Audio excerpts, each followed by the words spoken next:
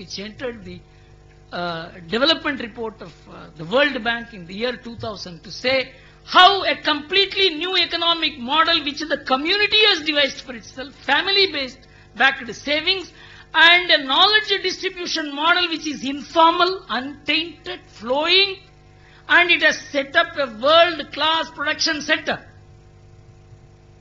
Did we study? I came to the conclusion. Mr. Adigadri spoke about research. Research does not mean you sit in a laboratory or a library. You go into the society. How Coimbatore became such a big industrial center? Has anyone studied it? Our understanding of India is as good or as bad as an American's understanding of India. We have to change our mindset. Once you change our mindset, we will evolve as very different individuals, as very different Indians. I came to talk about many other things.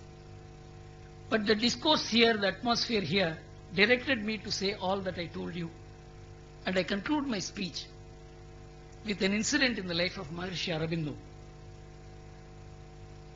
Aurobindo came to Pondicherry when the entire revolutionary movement had been crushed in this country. There was complete darkness everywhere. Aurobindo was a foreign educated person. His father sent him to America at the age of 5 so that he doesn't grow with slaves.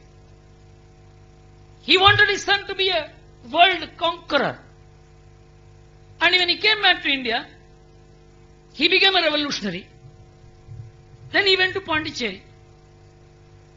And it is worth knowing how his transformation took place when he delivered a speech in a place called Uttarpara. That was his last speech in Bengal, which is one of the greatest intellectual exposition about India, about which we will not be taught in our schools or colleges. You have to read them only in, of course, internet is available today. When Aurobindo went to Pondicherry, there he was looking for guidance from a madman called Kullachami. He was a mystic. The man was going around like a madman. Aurobindo was saying, I will get guidance from this fellow. Everybody thought Aurobindo had become mad. And Kullachami was a great mystic about whom Subramanya Bharati has written poems. So one day Aurobindo was sitting in his backyard. He was having a cup of tea in the morning along with his colleagues. And Kullachami came and lifted the teacup in front of him. It was overflowing. He showed the full teacup to him. He emptied it and showed it to him, put it and left it. Aurobindo said, I have got a lesson of my life. He said, you lost your tea. What have you got? Aurobindo said,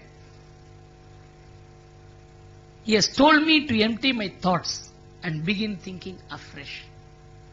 That is my appeal to all of you. Thank you very much.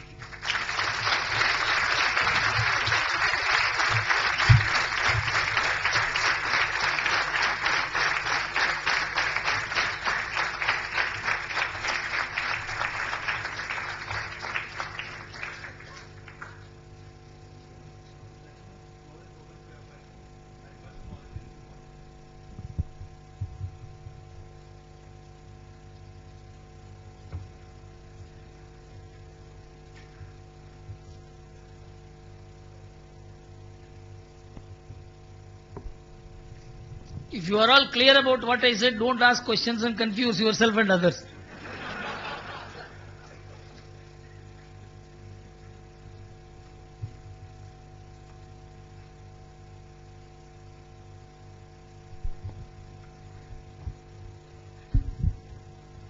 Somebody is asking.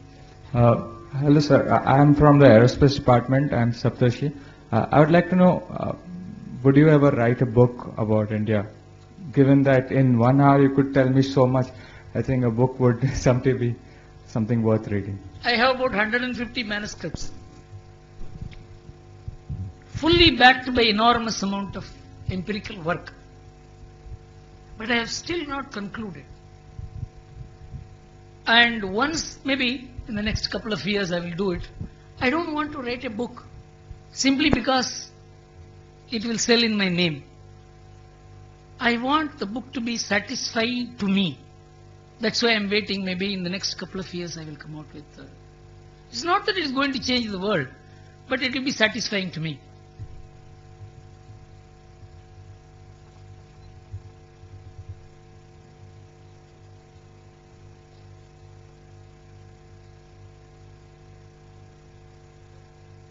Hello sir, this is Chetan. Like you said, institutions today in India do not teach us about all this past and all. So in case if a course is needed, what should it be? It should be about sociology? Should it be about the sociological impact on economy? Or should it be about India's past and its effect and how it can go ahead? What exactly should the content, what could it be so that it can make a greater impact for the students? See, 30 years back what I said would have had no meaning to the West. But the West itself has a tremendous amount of tremendous amount of interest in civilizational studies.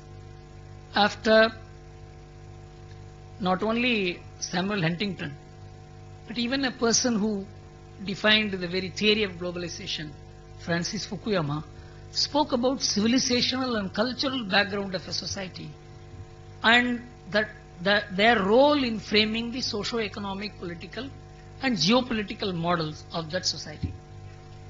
In India, absolutely there is no research in this field, but there is tremendous amount of materials available, and all these materials are available in the internet today. The amount of work the Indians have done, amazing amount of work done, but it is not owned up by the establishment. The establishment India continues to be a colonial India. It is more Western than Indian. It cannot understand the sensitivities of India. It has no emotional empathy for India. It regards India as a problem, a difficulty, a burden. We all used to think the Indian population was a problem. After demographic economics was developed by the West because they became demographically disadvantaged. Now we are thinking there is demographic dividends in this country. 30 years back you were thinking these people better die than live. So we must understand that unless we own this country, unless we own its past and civilization, there are